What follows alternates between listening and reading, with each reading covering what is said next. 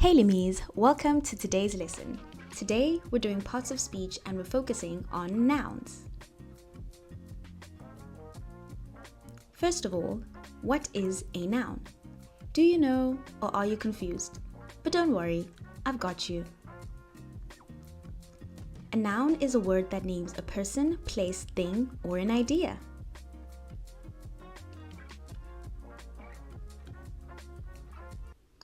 Let's call them the mighty namer because they're just names.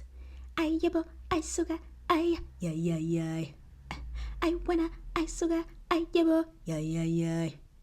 Ay wanna, ay suga, ay yabo. No, not that namer. He wishes he was a noun. There are different types of nouns.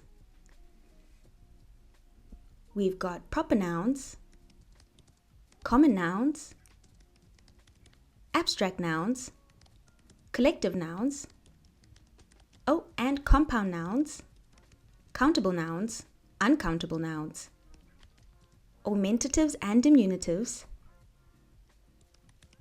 and gerunds. A common noun is an everyday general name for a person, place, thing, or idea. It does not refer to a specific individual or entity and is not capitalized unless it starts a sentence. Examples: hairspray, caterpillar, butterfly, elephant, bread, mango, chair, orange, knife, cheese, cat, car. What about proper nouns? A proper noun is the specific name of a particular person, place, organization, or thing. It always begins with a capital letter no matter where it appears in a sentence. For example, people: Nelson Mandela, Beyonce, Mr. Smith. Places: South Africa, Paris, Mount Everest. Organizations: Ulimi Academy, Apple, Netflix. Days and holidays: Monday, Christmas, Eid. Remember, proper nouns always begin with the capital letter. Let's talk about abstract nouns. You can't see them.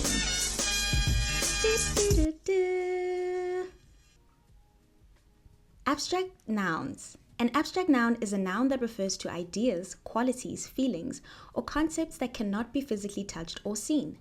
These nouns represent things that exist in our minds rather than in the physical world. For example, with emotions and feelings: love, happiness, anger, fear. Qualities and traits: bravery, honesty, kindness, intelligence. Concepts and ideas: freedom, justice, friendship, knowledge. So these are nouns that we cannot see nor touch, but they exist in our minds. Let's talk about collective nouns. A collective noun is a noun that refers to a group of people, animals, or things as a single unit. Even though it represents multiple individuals, it is often treated as singular in a sentence. For example, a bunch of bananas, a crew of people, a swarm of fish. A school of fish, rather. Here are a few examples. For people, we can say team, crew, audience, committee, or class. For animals, herd, flock, pack, swarm, school of fish. Things: bunch of grapes, fleet of ships, stack of books, and a collection of stamps. Let's talk about compound nouns. A compound noun is a noun made up of two or more words that work together as a single unit to name a person, place, thing, or idea. They can be closed and they can be one word. The words are joined together, like toothpaste, football, notebook, sunflower, or they can be hyphenated using a hyphen. Mother-in-law, check-in, brother-in-law, runner-up, or they can be open, separate words. The words are written separately but function as one noun, like full moon, post office, ice cream, high school. Let's talk about countable nouns. Countable nouns are things that we can count individually. They have singular and plural forms. Examples: singular, apple, chair, book, student. Plural, apples, chairs, books, students.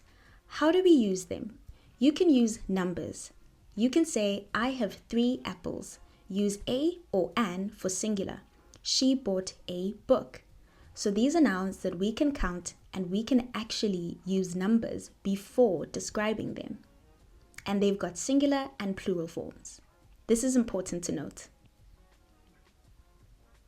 What about uncountable nouns? Uncountable nouns refer to things that cannot be counted individually. They usually don't have a plural form. Examples: liquids, water, milk, juice; substances, sugar, salt, flour; abstract ideas, love, knowledge, happiness. How do we use them? You cannot use numbers. You cannot say, I have 3 waters. Rather use some or a little, like I need some sugar or I need a little water.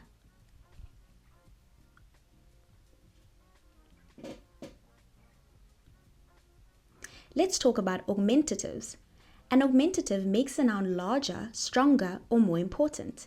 It often adds a sense of greatness, exaggeration, or admiration. For example, a house can be a mansion, a fire is a blaze, a problem is a disaster, a storm is a hurricane, ship can be a battleship, a tree can be an oak or a giant tree, a wave can be a tsunami, and a sound can be a boom. Diminutives. A diminutive makes a noun smaller, cuter, or express affection. It can also soften a word or make it sound more informal. For example, we can call a dog a puppy, a cat a kitten, a book a booklet, a pig a piglet, a duck a duckling. Gerunds. A gerund is a verb form that ends in ing and acts as a noun in a sentence. Here are a few examples of gerunds in sentences. Swimming is my favorite hobby. She enjoys reading before bed. They talked about traveling to Europe. How do we identify a gerund? Firstly, it always ends in ing. It acts as a noun, not a verb. It can be the subject, object, or object of a preposition in a sentence. So gerunds act as nouns and not verbs. For example, if you say swimming is my favorite hobby, you're not talking about swimming as the physical act of swimming, but rather you're talking about it as a noun. Here are a few examples. I love dancing. It acts as a noun. She is dancing. It acts as a verb because she is literally dancing. I want to win a trophy for swimming. It acts as a gerund. I am swimming is not a gerund, but rather it acts as a verb because the person is literally swimming, not talking about swimming. Until next time, thank you, Limis. Remember, keep studying and pushing for those A's.